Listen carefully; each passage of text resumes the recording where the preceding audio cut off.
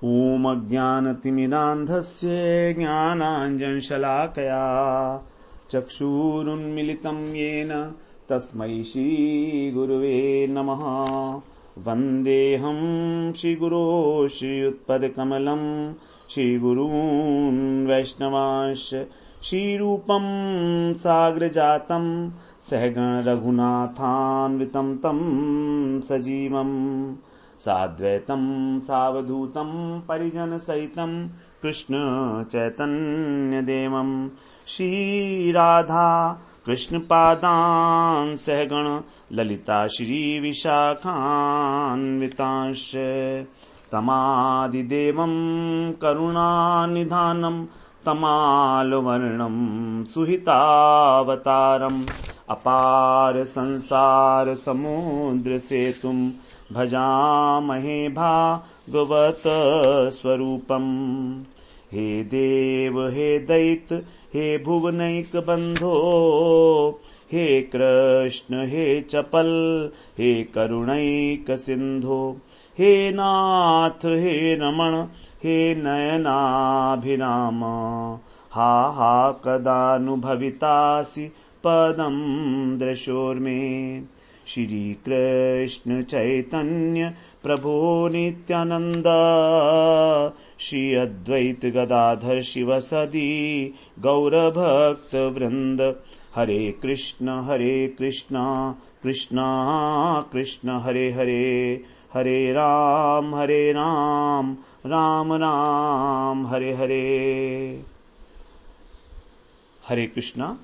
सर्वप्रथम मैं गुरुपाद पद्म ओम विष्णुपाद अष्टोत्तर शत श्री श्रीमद् भक्तिवेदांत माधव गोस्वामी महाराज के चरण कमलों में अनंत कोटि दंडवत प्रणाम ज्ञापन करता हूं। हम लोग श्रीमद् भागवत पुराण में दशम स्कंध का श्रवण कर रहे हैं। छठा अध्याय पूतना उद्धार लीला। पूतना जो है उसको कंस ने भेजा था कि 10 दिन के अंदर जो भी बालक उत्पन्न हुए हैं ब्रज में आसपास उन सबको जो है मार दिया जाए, क्योंकि उसको यह आशंका थी कि योग माया ने कहा था कि तुम्हारे को मारने वाला उत्पन्न हो चुका है। तो इस प्रकार से निश्चय किया गया था उस सभा में, जो दुष्टों की सभा थी कंस के मित्रों की, कि सभी बालकों को मार दिया जाए। इसलिए जितनी भी राक्षसनियां थीं, अलग अलग जातियों की राक्षसनियां हैं, पूतना भी एक जाति विशेष है, तो मातृका इत्यादि जितनी भी जातियां हैं, ये जातियां ये सब जो है बच्चों को मार रही थी। तो इस प्रकार से पूतना जो है वो यहाँ पर ब्रज में प्रवेश करती है भगवान की योग माया शक्ति की प्रेरणा से ही, क्योंकि बिना योग माया शक्ति के कोई भी ब्रज में प्रवेश नहीं कर सकता।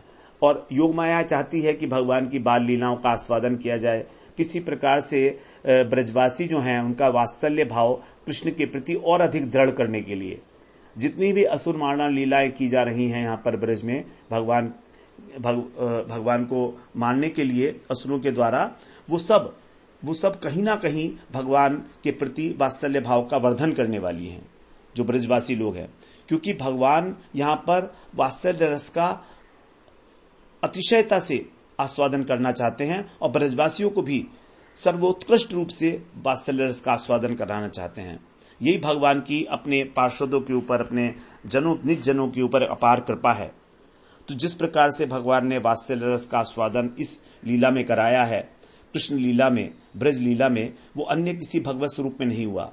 राम जी की भी बाल लीलाएं हैं, कौशल्या जी, दशरथ जी उनके साथ, लेकिन बहुत संक्षेप में हैं।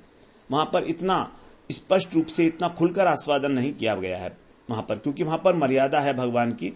तो इस प्रकार से ये जो यहाँ पर वात्सल्य जितनी भी असुर मारण लीलाएं की जा रही हैं, वो सभी वात्सल्य रस को भी पोषित कर रही हैं। और आगे पौगंड अवस्था में जब भगवान आएंगे तो उस समय सखाओं का प्रेम और गोपियों का प्रेम, इस प्रकार से केवल जो ये सारी लीलाएं तो ऐश्वर्य की हैं, और यहाँ ब्रज में तो साम्राज्य तो माधुर्य का है। तो यहाँ पर भगवान का जो ऐश्वर्य है वो माधुर्य को पुष्ट करने के लिए ही कभी कभी क्षण मात्र के लिए ऊपर छलकता है और फिर माधुर्य उसको दबा देता है, स्वयं को पुष्ट करके, स्वयं को और बलवान करके और अधिक वृद्धि करके अपनी। इस प्रकार की सारी लीलाएं हैं। तो जब पूतना भगवान की प्रेरणा से ही उसको ऐसी प्रेरणा हुई कि वो स्त्री का वेश धारण करे, यद्यपि वो किसी भी रूप में आ सकती थी, लेकिन वो आकाश के मार्ग से स्त्री का, एक सुंदर स्त्री का रूप धारण करके ब्रज में प्रवेश किया और भगवान की इच्छा से सबसे पहले वो नंदालय में आई। नंदालय में जाने के लिए ही जो है उसने इस प्रकार का रूप धारण किया। बड़ा सुंदर उसका रूप का वर्णन किया गया, जिससे कि जितने भी ब्रजवासी थे वो भी सम्मोहित हो गए। तो ब्रजवासी साक्षात भगवान के ही स्वरूप है, सच्चिदानंद स्वरूप हैं। उनका मोहित होना ये भी भगवान की इच्छा है। यहां तक कि रोहिणी मैया और यशोदा मैया, उन्होंने भी कुछ नहीं कहा। उन्होंने भी सोचा कि कोई लक्ष्मी स्वरूपा हैं, हमारे जो है कान्हा को ये आशीर्वाद देने के लिए आई हैं। तो कोई सोच ही नहीं सकता था कि इनके मन में, पूतना के मन में इस प्रकार का कोई इतना कलुषित भाव हो सकता है, हत्या का भाव हो सकता है भगवान का। क्योंकि जो सभी लोग जो हैं सबको अपनी तरीके से ही देखते हैं, अपना जैसा ही देखते हैं। तो ब्रजवासी जिस प्रकार बड़े सरल चित्त हैं और बड़े प्रेमी हैं, उसी प्रकार वो सारी जगत को भी उसी प्रकार से देख रहे हैं। जैसी हमारी दृष्टि होती है वैसी सृष्टि होती है। तो इस प्रकार से जब वो बिल्कुल पास में आ गई भगवान के, कृष्ण के, जहां पर कृष्ण जो है लेटे हुए हैं, सो रहे हैं, अब उनका वो निरीक्षण कर रही है भगवान का। तो यहां पर नंद बाबा, यशोदा, ब्रजवासी ये भी भगवान को बालक ही समझते हैं वात्सल्य प्रेम से, और पूतना ने भी उनको बालक ही समझा। लेकिन बहुत भेद है, क्योंकि नंद यशोदा आदि जो है उनका शुद्ध वात्सल्य प्रेम है, और पूतना जो है वो तो उसके हृदय के अंदर तो कुछ और ही है, दुर्भावना है, मारना चाहती है। तो इस प्रकार से यहां पर भगवान जो है, भगवान की प्रेरणा से वो हिंसा वृत्ति लेकर और उनके आगे आगे पहुंचती है वहां पर, और उसने साधारण बालक समझकर उनको जो है अपना स्तन देने के लिए संकल्प किया। अब आगे कह रहे हैं यहां पर 8वें श्लोक में उसी बात को बताया जा रहा है। विबुध्यताम बालका मारिकाग्रहम चराचरात्मा स निमीलेक्षते क्षणः अनंतमारोपयदंकमंतकम यथोरंगम सुप्तम बुद्धिरज्जुधि। भगवान कैसे हैं? चराचर आत्मा, अर्थात सभी जीवों के अंतर्यामी। चर और अचर सभी जीवों के अंतर्यामी, स्थावर जंगम जितने भी प्राणी हैं इस ब्रह्मांड में, सभी के अंतर्यामी भगवान चराचर। ऐसे भगवान क्यों हैं? वो जानते हैं सबको कि सबके अंदर क्या है। 100 माने वे भगवान कृष्ण, उन्होंने बालक मारिका ग्रहम, जो बालकों को मारने वाली थी, बाल घातनी, ऐसी ताम माने उस पूतना को, विबुद्धि माने अपने निकट आती हुई जानकर भगवान जान गए, क्योंकि वो तो अंतर्यामी है। तो जब इस प्रकार से उन्होंने देखा तो उन्होंने क्या किया? निमिलिते क्षण, अपने नैन जो है बंद कर दिए, नेत्रों को बंद कर लिया। अबुद्धि रज्जुधि, जैसे कि एक जो अबुद्धि, जो मूर्ख व्यक्ति है, वो रज्जुधि, रस्सी समझकर, धी माने बुद्धि, यथा माने जैसे, सुप्तम उरगम, जैसे सोए हुए सांप को पकड़ लेता है उस प्रकार से। तो जैसे एक सोया हुआ सांप है और उसको रस्सी पकड़ के जो व्यक्ति मूर्ख है, जानता नहीं है, उसने उसे पकड़ लिया। वो कौन है? अंतकम, उसके विनाशकारी है, उसको मारने वाला है। ऐसे उन अनंत भगवान को अंकम माने अपनी गोदी में आरोपयत, उठा लिया। उसने उन अनंत भगवान को जो काल स्वरूप हैं, तो ऐसी पूतना जो शिशु विनाशन ग्रह रूपिणी है। अब जैसे ही उसने इस प्रकार की इच्छा की, भगवान ने एक तो अपने नेत्रों को बंद कर लिया और उसने कृष्ण को अपनी गोदी में उठाकर ऐसे उठा लिया जैसे कि उसने एक सर्प को उठा लिया हो। अब सर्प क्या करता है? सर्प का तो स्वभाव ही है कि वो तो डसेगा ही डसेगा। तो यहां पर जो भगवान हैं उनकी सर्वज्ञता दिखाई गई है। वो राक्षसी के आगमन पर जो है सर्वज्ञता शक्ति को बताते हैं कि एक अवसर प्राप्त हुआ, क्योंकि भगवान की प्रत्येक शक्ति ब्रज में सुप्त रहती है, और जैसे ही अवसर प्राप्त होता है वो स्वयं को प्रकाशित करके भगवान की लीला में जो है सहयोग करती है। तो यहां पर भगवान की जो सर्वज्ञता शक्ति है वो यहां पर जागृत हुई और उसने भगवान की सेवा की। वो उसने क्या सेवा की कि भगवान ये जान गए कि ये कौन है, ये बाल घातनी है। तो अपनी बाल सुलभ जो है स्वभाव से ही उन्होंने अपनी आंखें बंद कर ली। इस प्रकार से वो आसमाने शोभा पाने लगे। भगवान जो हैं वहां पर लेटे हुए, और नेत्र बंद करने के तो बड़े कारण बताए गए हैं, बहुत सारी उत्प्रेक्षाएं हैं। अब हम उसमें से श्रवण करते हैं। बताते हैं कि डरपोक स्वभाव को प्रकाशित करने के लिए, क्योंकि बालक स्वभाव से डरपोक होते हैं, भीरू होते हैं, तो निज अत्यंत बालत्व भीरुत्व ज्ञापनाय, अर्थात अत्यंत बाल भाव को ज्ञापन कराने के लिए। वो बाल भाव क्या है? डरपोक। तो साधारण शिशु जो है अधिकतर सोता ही रहता है। थोड़ी देर पहले कृष्ण जाग रहे थे, लेकिन अब उन्होंने नींद के आवेश में अपने नेत्र बंद कर लिए, तो कभी जागता है कभी सोता है। इस शिशु का परिचय है। बच्चे जो हैं वो, और साधारण रूप से भी थोड़ा बड़े हो जाए तो भी बच्चे साधारण रूप से तो अपने घर में सब खेलते रहते हैं, लेकिन यदि कोई अपरिचित व्यक्ति आ जाए तो छुप जाते हैं, जाकर भयभीत हो जाते हैं, उसके सामने खेलकूद सब बंद कर लेते हैं। तो इसलिए भगवान ने थोड़ा सा भयभीत होकर और बाल सुलभ चेष्टा के कारण अपने नेत्र बंद कर लिए। इस प्रकार से अपरिचित पूतना को देखकर भगवान ने नेत्र बंद किए हैं। ये उनकी बाल माधुरी की एक छटा है। अब आगे कहते हैं तादृशा मंगल दर्शन भावाय, अर्थात ऐसी जो अमंगलकारी है, जो अनिष्ट करने वाली है, दुष्ट है, उसका दर्शन करने की अनिच्छा के कारण भगवान देखना ही नहीं चाहते उसको, क्योंकि पूतना ने मन ही मन उनको मारने का निश्चय किया हुआ है। तो लीला शक्ति की इच्छा से वो इस प्रकार किसी का वध कर नहीं पाई थी अभी तक भी।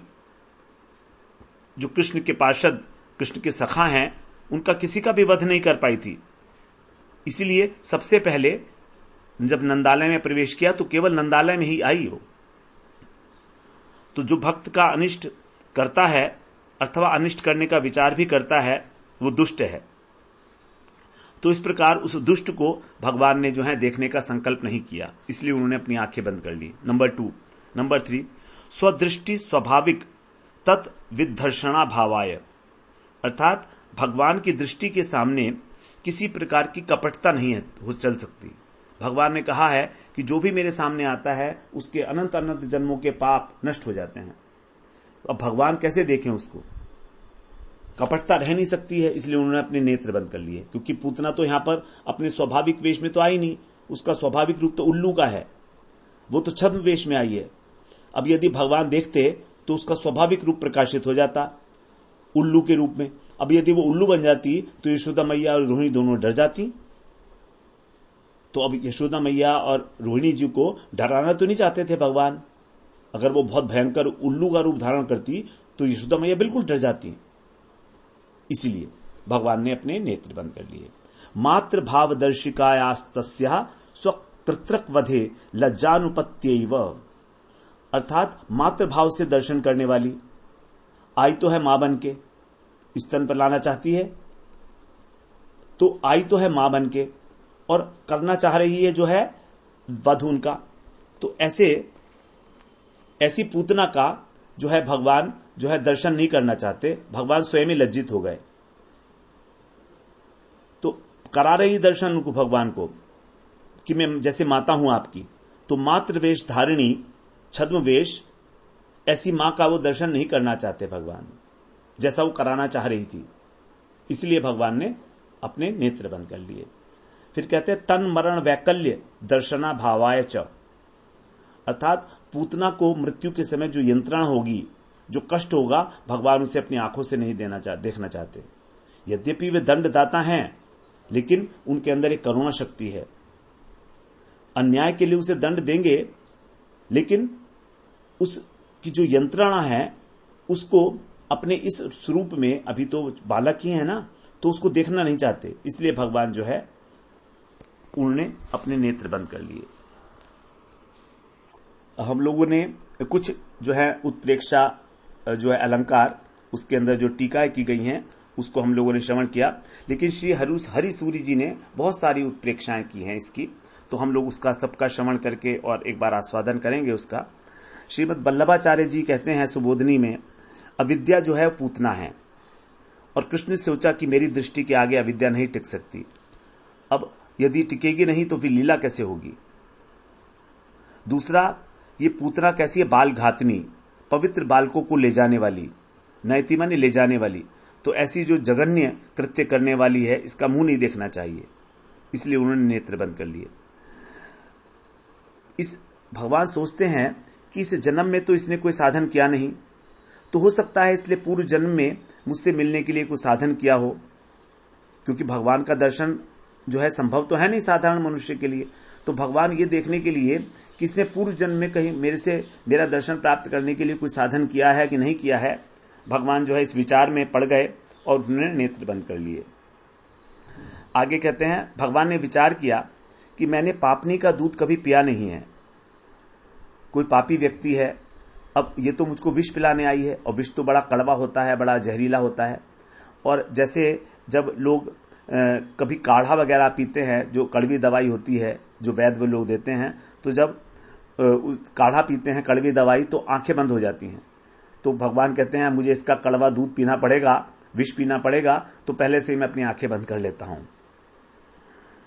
भगवान ये भी सोचते हैं कि मेरे उदर के अंदर जो है, मेरे पेट के अंदर अनंत कोटि ब्रह्मांड है, उनके अंदर जीव जो हैं, अनंत कोटि जीव हैं, वो सब घबरा जाएंगे कि अब देखो श्याम सुंदर जो है, जो ब्रह्मांड के मालिक हैं, वो पूतना का विष जो है पीने जा रहे हैं, हलाहल विष।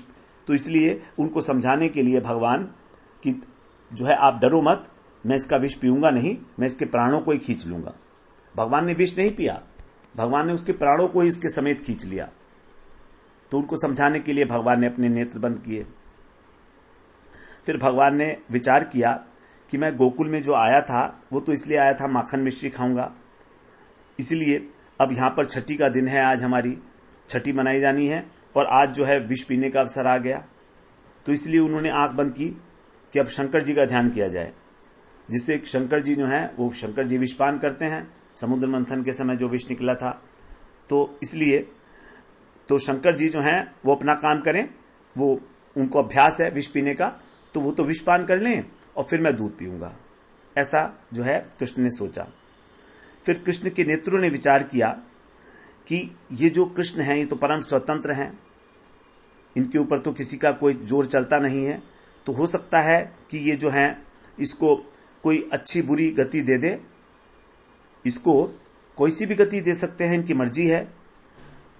तो लेकिन नेत्रों ने कहा कि नहीं, हम अपनी ओर से इसको कोई मार्ग नहीं देंगे।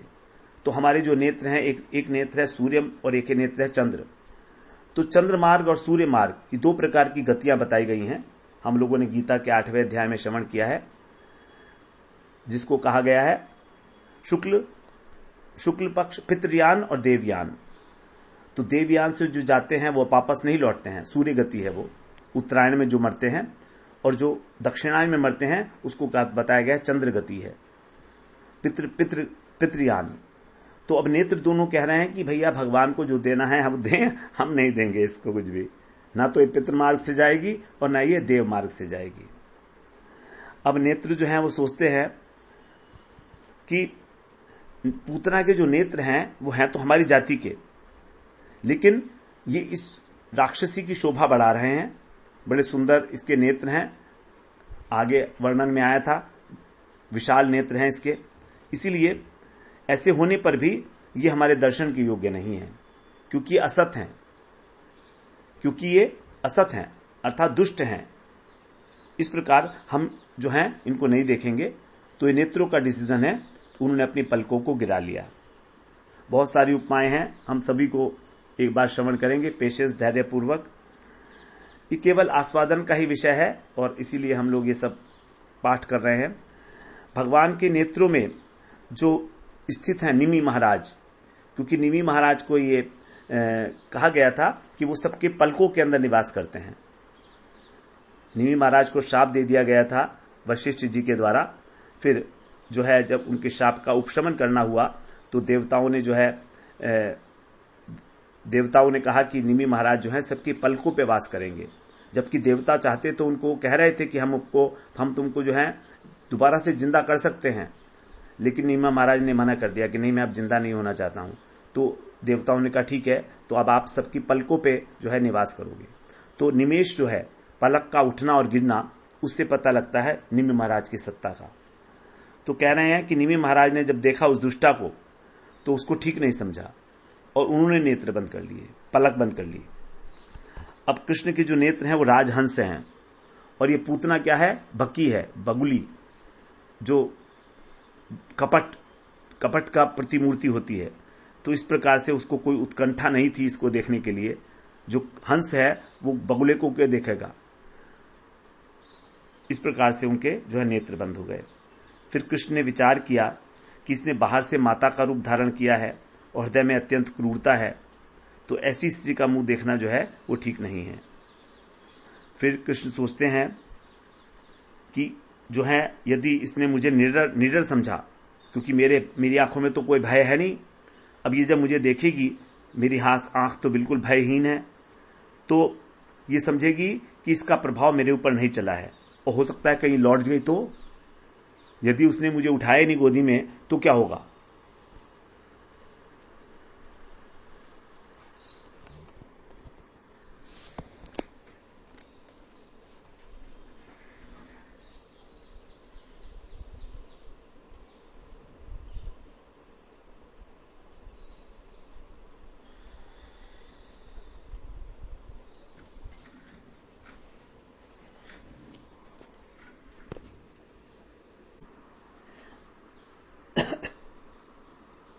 तो भगवान सोच रहे हैं कि बाल लीला के प्रारंभ में पहले पहल देखो स्त्री से मुठभेड़ हो गई है, इसलिए विरक्ति हो गई उनको।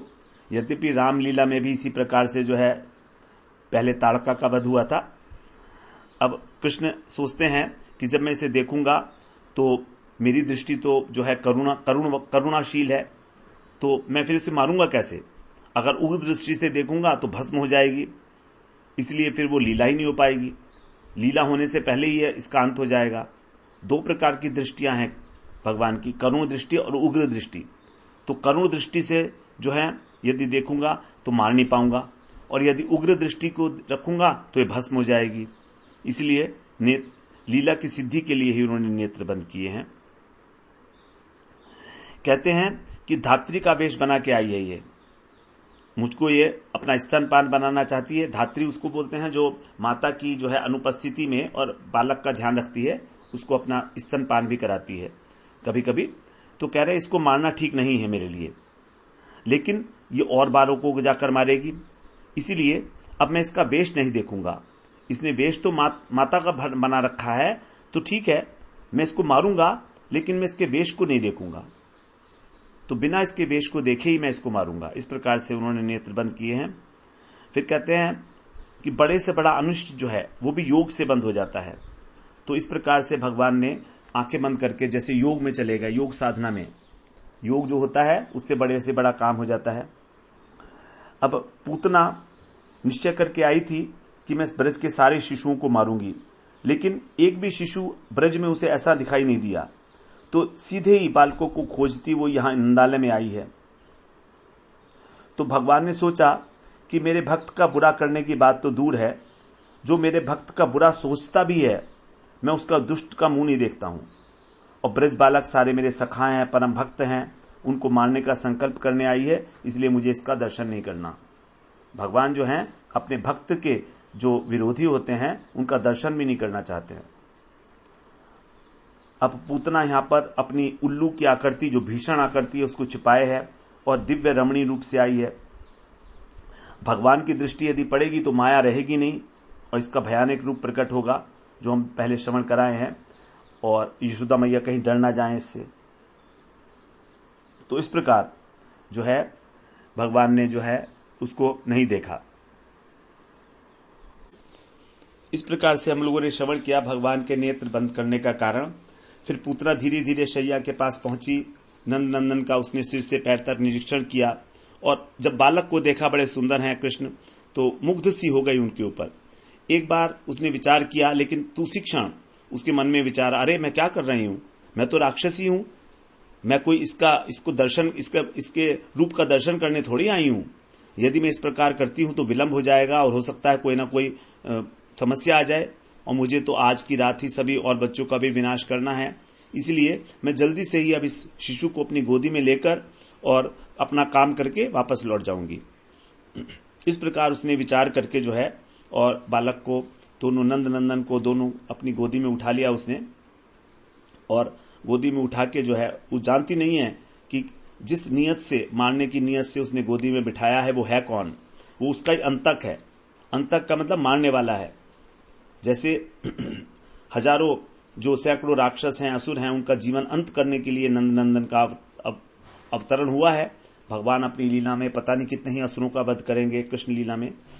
तो जिस प्रकार रस्सी समझकर कोई सोए हुए सर्प को पकड़ लेता है अथवा फूलमाला समझकर गले में धारण कर लेता है, और इसी मूर्खता के कारण उसको है मरना पड़ता है। तो इस प्रकार से पूतना ने भी उस बालक को जो है अपने हंता को, अपने वध करने वाले को ही निर्बुद्धि के कारण जो है अपनी गोदी में उठाया, इसलिए अब उसको फल तो देना ही पड़ेगा। तो यहां पर कहा गया भगवान तो अनंत हैं और पूतना जो है, भगवान दोनों हैं, भगवान अनंत भी हैं और भगवान अंतक भी हैं। बड़ी विशेष बात आई है यहां पर, अंतकम आरोपयद अंकम अंतकम, उन्होंने अनंत को धारण किया। ये परस्पर विरोधी बातें हैं, अंतक और अनंत दोनों विरोधी बातें लगती हैं।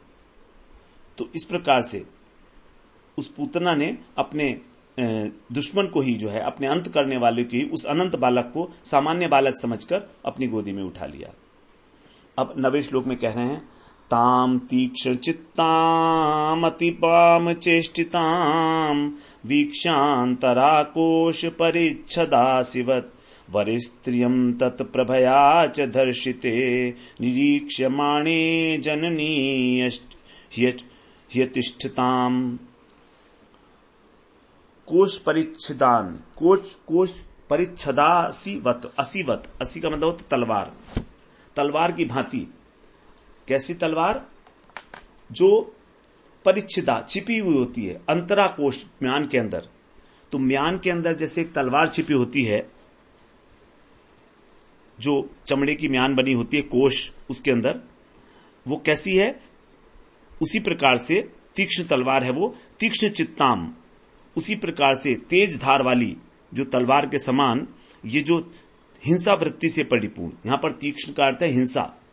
तो जो हिंसा करने वाली है उसके हृदय के अंदर तो ये बात है, किंतु बाहर से क्या कर रही है? अतिवाम चेष्टिताम, अतिवाम चेष्टिताम, बड़ी उल्टी हरकतें कर रही है। वाम का मतलब उल्टी, विपरीत बातें कर रही है। ऊपर से बड़ा मधुर स्नेह दिखा रही है, सुंदर सुंदर हंस रही है। तो इस प्रकार से उल्टी चेष्टा करने वाली ये जो है, क्या है? ताम, उस वर स्त्रियम, उस सुंदर स्त्री पूतना को अचानक अंतरा वीक्षच, घर के भीतर आती हुई देखकर भी जननी, जो दो जननी हैं, यशोदा और रोहिणी, दोनों माताएं, तत्प्रभया, उसके अंग कांति से, उसके व्यवहार से, उसके चाल ढंग से, उसके चलने के ढंग से घर्षिते, मुग्ध होकर, स्तंभित होकर, निरीक्षमाणे, केवल उसको निरीक्षण कर रही हैं, केवल देखती हुई उसको, अतिष्ठताम ही, खड़ी रह गई, अतिष्ठताम, खड़ी रह गई, चुपचाप, उसको किसी प्रकार से निषेध नहीं किया अंदर जाने के लिए। तो यद्यपि यशोदा और रोहिणी के लिए वो भी अपरिचित है, लेकिन तो भी उन्होंने उसको रोका नहीं जरा भी जाने के लिए, क्योंकि उनका चित्त जो है मुग्ध हो गया उसको देखकर, उसकी सौंदर्य प्रभा से एकटक उसको निहारती रह गई, ये है कौन? तो पूतना को जब उन्होंने अपने घर के भीतर देखा, जो मनोहर चेष्टाएं कर रही थी, वाम चेष्टिता, और ये सारी चेष्टाएं उसकी विपरीत हैं, हृदय में कुछ और है, अतिशय तीक्ष्णता है, हिंसा की भावना भरी है, और बाहर से कोमलता का प्रदर्शन कर रही है। तो अंदर से कुटिल और बाहर से वात्सल्य भावयुक्त, ऐसी। लेकिन इस प्रभा को देखकर दोनों की दोनों माताएं अभिभूत हो गईं। ये सोचती हैं आश्चर्य में, क्या कोई हमारी इंद्राणी या कोई मूर्तिमंती त्रिलोक की संपत्ति देने वाली लक्ष्मी जी तो नहीं आ गई हैं? तो इसलिए रोक नहीं सकी उसको। वो पूतना के अंदर किसी प्रकार का सद्भाव नहीं है, हिंसा की वृत्ति कूट कूट कर भरी होने पर भी ये धाम की कृपा है, ये भगवान की इच्छा थी। बिंदु मात्र भी उसके अंदर ममता का स्पर्श मात्र भी नहीं है, लेकिन बाहर से उसका व्यवहार देखकर जो है कोई समझ नहीं सका उसके हृदय की बात। और होता भी है, हम बाहरी व्यवहार से किसी को क्या समझ सकते हैं। आजकल जो है विवाह होते हैं, अब 1 घंटे 2 घंटे के लिए लड़का लड़की बातें करते हैं, फैमिली भी बात करती है 1-2 घंटे के लिए ही, उससे क्या एक दूसरे का व्यवहार पता लग जाता है। उसमें तो पूरा का पूरा पॉलिश डिटॉक्स होती है सबकी ही। तो व्यवहार अलग चीज है और हमारे हृदय के भाव अलग चीज हैं। तो आजकल तो समय ऐसा हो गया है कलयुग में कि दोनों के दोनों ही जो हैं एक दूसरे के उल्टे होने लगे हैं, कभी मैच ही नहीं करते हैं। तो इस प्रकार से जो है उसको गोदी में उठा लिया मानो उसकी मां हो वो। तो जैसे एक सुंदर सी म्यान है, बड़ी सुंदर, ऊपर एम्ब्रॉयडरी की हुई है, तो हम ये नहीं सोच सकते कि इसके अंदर एक तीक्ष्ण तलवार है जो हमको मारने वाली है। उसी प्रकार जो पूतना का मातृभाव का सौंदर्य था, उसको देखकर इसके हृदय के अंदर कितनी बड़ी हिंसा वृत्ति छिपी है उसको कोई नहीं जान पाया। एक अपरिचित रमणी है, एक अपरिचित स्त्री है और घर में आकर प्रेम कर रही है हमारे बच्चे से, बड़ा आश्चर्य की बात है। यशोदा, रोहिणी, उनको संदेह नहीं हुआ जरा भी। वो तो ये सोचती हैं कि यदि कोई व्यक्ति हमारे घर में घुसा है तो इसका मतलब वो अच्छा ही होगा। इस प्रकार की गलत धारणा, किसी भी प्रकार की गलत धारणा लेकर हमारे महल में प्रवेश करना तो असंभव है। इसने किसी से पूछा भी नहीं आने के लिए, अपने आप घुसती चली आ रही है। और विशेष रूप से जिसकी अंग कांति से सारे घर का अंधेरा दूर हो रहा है, उसके विषय में, उसके स्वभाव के विषय में क्या हमको संशय हो सकता है। और लगी रहा है कि सर्वगुण संपन्न है। इस प्रकार से तो गोदी में लेकर कृष्ण को वो वात्सल्य भाव दिखा रही है। और इस प्रकार यशोदा मैया और रोहिणी को किसी प्रकार का संदेह होना तो दूर, बल्कि अब तो ये सोचती हैं वो कि यही क्या इस बालक की जननी तो नहीं है। यशोदा जी सोचती हैं कि मैं तो अब बूढ़ी हो गई हूं, मैं तो लालन पालन नहीं कर पा रही हूं अपने लाला का, कुछ जानती नहीं हूं, लेकिन ये जो रमणी है ये अत्यंत वात्सल्यमयी है, तो मेरे अंदर कोई पुत्र पालन करने की योग्यता नहीं है। यद्यपि मुझे प्राप्त हुआ है पुत्र नारायण की कृपा से। इस प्रकार से अपने अंदर ही हीन भावना को रखते हुए यशोदा मैया इस प्रकार सोच रही हैं। अब आगे कह रहे हैं 10वें श्लोक में,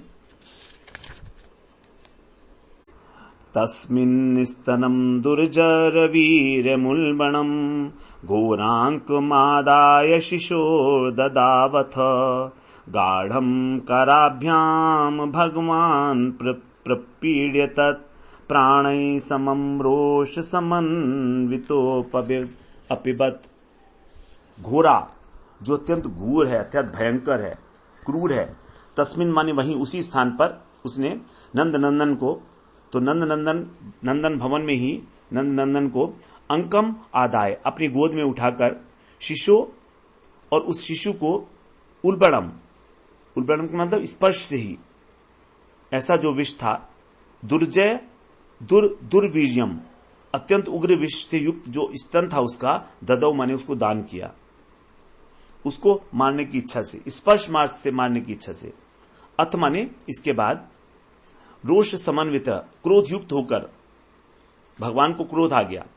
भगवान नंदनंदन ने तत् माने उस पूतना के स्तनों को कराभ्याम अपने हाथों से गाढ़ा माने बलपूर्वक प्रपीड्य उनको जो भींचकर दबाकर प्राणै समम प्राणों के समान, पूतना के प्राणों के साथ ही साथ, समम माने साथ, उसके दूध को भी अपिबत माने पान कर लिया।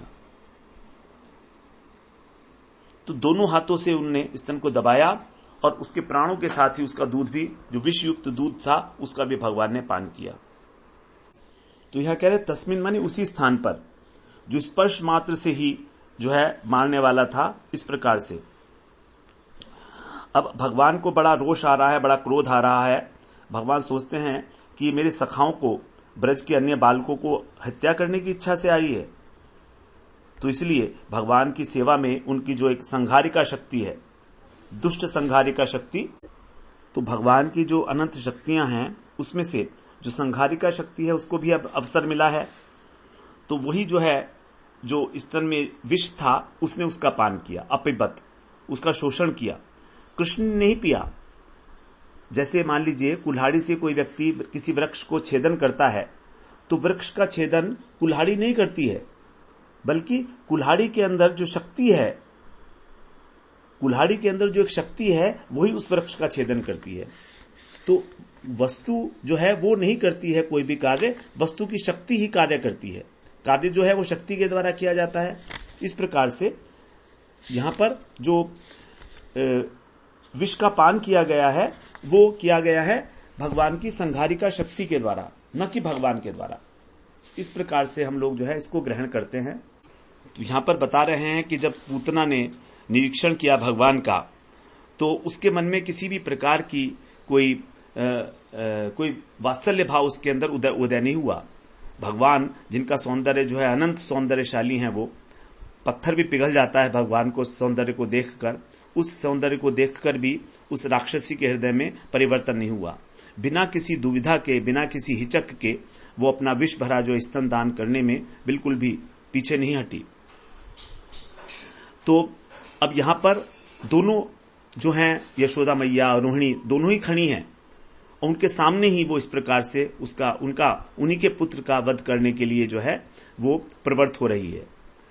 तो इस प्रकार से वात्सल्य, ऊपर से वात्सल्य और अंदर से हिंसा वृत्ति, इस प्रकार से करते हुए भी उसे जरा भी लज्जा नहीं हुई। तो यहां बताते हैं कि आश्चर्य है कि जो बहिर्मुख लोग होते हैं, विषयी लोग होते हैं, उनका जो हृदय होता है वो वज्र के समान कठोर होता है। इसीलिए वो किसी को भी कष्ट देने में, किसी को भी दुख देने में जरा सा भी उनके अंदर कोई लज्जा का भाव उत्पन्न नहीं होता, बिल्कुल निर्लज्ज हो जाते हैं, ऐसे कठोर हृदय हो जाते हैं। अब पूतना में जब तक जो है उसने अनुकरण किया मातृभाव का, जैसे ही मातृभाव का अनुकरण रहा उसके अंदर कि मैं जो है इसको उठाया, तो पूतना के अंदर जो है मन के भाव बदल रहे हैं बार बार। जब पूतना ने उठाया भगवान को, तो क्षण भर के लिए उसमें मातृभाव आया होगा। तो जब तक मातृभाव रहा तब तक भगवान ने उसके स्तनपान किया, और स्तनपान करने के बाद फिर भगवान ने पूतना का जो स्तन था उससे विष के स्थान पर अमृत निकालकर मुख में प्रवेश कर रहा है। तो यहां पर जो है मातृभाव का जब अनुकरण विलुप्त हो गया, तब पूतना के प्राण आ गए और वो भगवान के मुख में प्रवेश किए। तो देखिए यहां पर क्या है, भगवान की जो संघारिका शक्ति है उसने तो कहते हैं विष का पान किया, भगवान ने तो अमृत का ही पान किया, क्योंकि भगवान के मुख के अंदर और कुछ जा ही नहीं सकता।